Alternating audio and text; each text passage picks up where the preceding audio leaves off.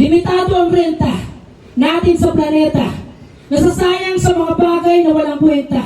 Kung pinanang ka ng dekada 80, huwag ka nang umasang umabot ka pa ng 90. Alaala ng kabataan ang saya-saya. Hanggang sa ang barkadahan ay nagkanya-kanya. Di naman paghiwalay pag nagdikit silang 5, hanggang sa tumanda at nagkapamilya sila. Dating magkatropa, mga trip ay nag-iba. Sa kanilang na kumpleto, nung libing na nung isa. May langit nga ba? May langit talaga.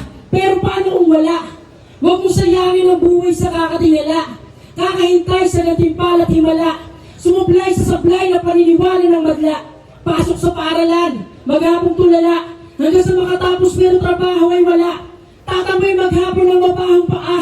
Oras ka para bumangon na ba? Palagi ka nalang nakahiga, kahapon ka pa. Maraming oras para dyan kapag nasa kabaong ka na. Sasayangin mo kaya ang segundo kahit isa. Kung alam mo na kung ilan na lang ang natitira. Ano kaya sa mga ugali mo mag-iiba? Kung alam mo na kung kailan ang huli mong hininga. Habang buhay ka bang mananatiling tunganga? Anong gusto mong gawin? Nakapili ka na ba? Napakaikli, nakakabitin talaga. Sulitin mo na habang humihinga ka pa. Gamit ang lapis sa bulsa, ako'y mag-iiwan ng marka na di maaaring mabura. Subalit akin na po na, ang gusto ng karamihan ay sa langit mapunta. Ngunit bakit walang nais na una? Nais ng ilan, wala na sulian. Ayaw pang bitawan ang kanilang nakagawian. Habang yung iba naman naghanap ng dahilan. Magdiwang umaasang merong ulitan. Bigay man o hiram, anumang kahulugan.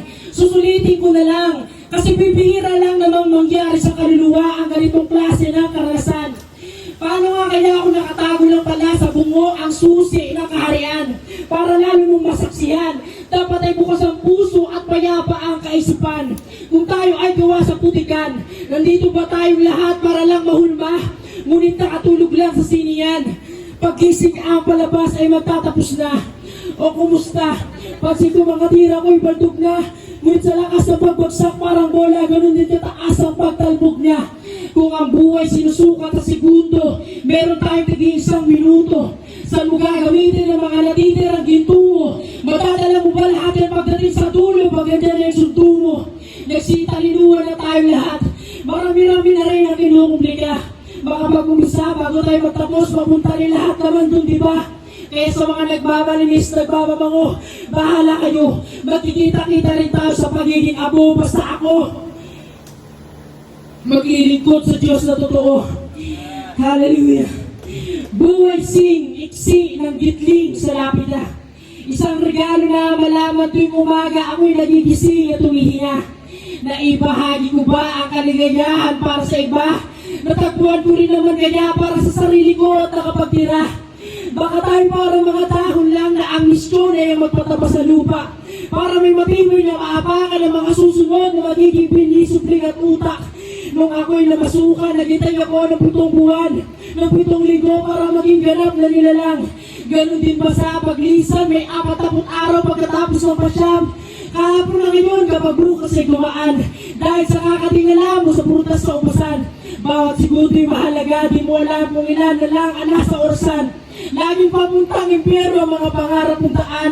Meron ba talagang buhay na walang hanggan? Maliligtas ka ba ng santo sa iyong ulunan? Makakapasok ka ba sa palasyo sa kaulapan? At kung tunay ang nasa banal na kasulatan, ang paan niya ay nikamatayan ay papaunlakan.